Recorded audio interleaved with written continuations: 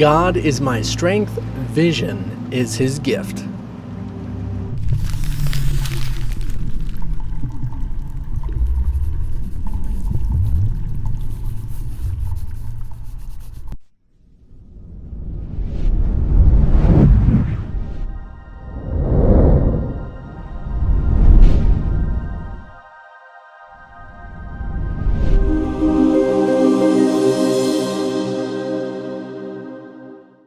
This definitely is mind-altering and can definitely be life-changing when you really grasp what this means, because it is phenomenal. As far as what we've described this sense in a few different ways, to recognize what, even as it mentions, the unified thought system. You are training in a unified thought system. And so anything contradictory to it just naturally isn't included. That we are in this conscious evolutionary growth perfection plan of perfectionating an idea. Okay, so a lot of people get into A Course in Miracles and they get this idea about the illusion of the world and how it's completely meaningless and that there is no meaning to it whatsoever. And things like this are usually ignored when it says about God's strength, and such is God's strength. What did it refer to? It said that your path through time and space is not at random. I might be paraphrasing a little bit, but just think about what that means. Now, vision is his gift is actually referencing to the ability to recognize how the big picture really looks. Okay? So that comes in many different forms. That can literally mean that you're seeing the spiritual universe, say, with your eye, or you're in the sense of recognizing just this divine flow about everything, or you're just seeing how everything works out and you never know what anything's for. Everything happens for a reason, as they say. And I agree. But that's literally what it's about, is God is my strength. And you think about strength, you're like, oh, is it physical strength? Is it emotional prowess strength? Is it psychological strength? What is it? And if you associate recognizing God is my strength to divine timing, essentially, about everything, that you are meeting everyone for a specific reason, that you're in every position that you are for a specific reason, and that you see that essentially the strength is holding fast to purpose. Purpose is essentially what would envelop all of these things, all these ideas about if you can see that everything has a reason, then it must have a purpose. You can say it's hold fast to a reason as well, but it's essentially the same thing. And our minds, again, can't grasp what purpose is in a very instant, because it's more it's more this way than it is this way, as in linear time. It's a little confusing, and we'll definitely be able to get more into it as we go along in this course. But for now, we just recognize that to see the bigger picture is also and if you can't see the big picture, it is a sense of trust, a trust in that strength. And so in this way, as vision must be possible, because God gives truly, or God's gifts to me must be mine because he gave them to me.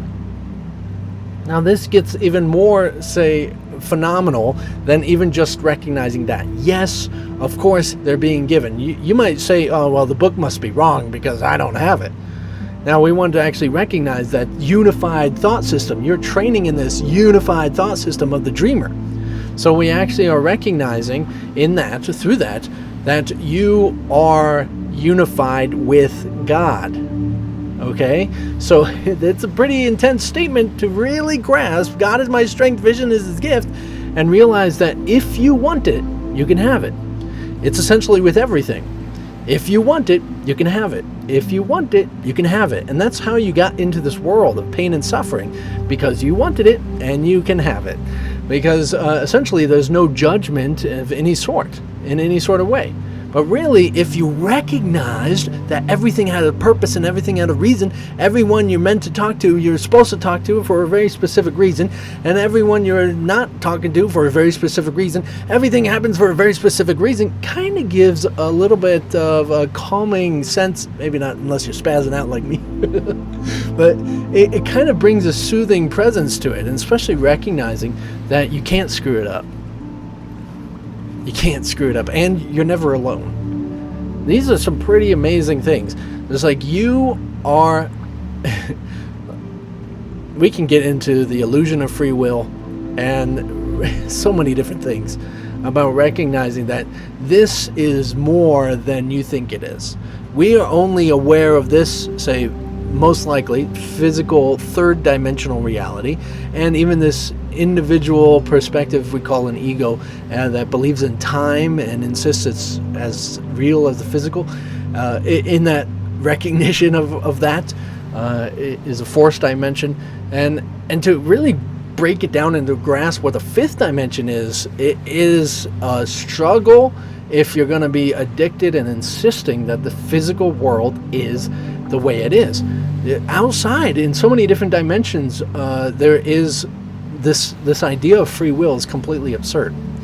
I remember hearing about a study being done that they opened up test subjects and probed at their brain with electrical charges, specific locations, actually triggering them to do specific movements. So they triggered to get them to move their arm, for an example, and to lift their arm up. And then the person was awake, and so they would ask this person, why did you just move your arm? But they know they just probed it, and then they moved it because that's what they were doing, right?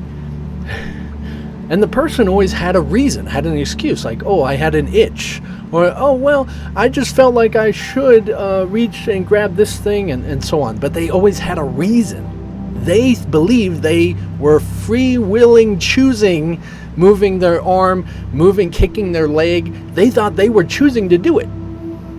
So the mind has this whole thing about insisting that it knows why it does things, but it doesn't really know. It's just making up stuff, proving to itself, oh, I am the decisions in which I am making. And we don't even realize that they're being done through us.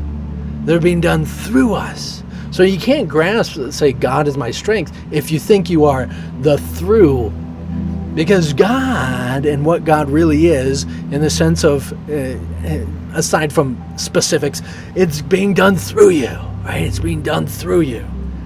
And it knows more about your purpose in even every decision you make than you do.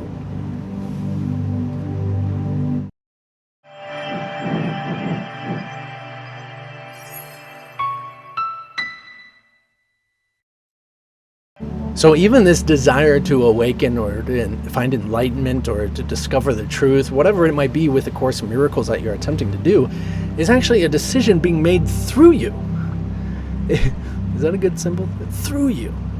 Everything is being made through you.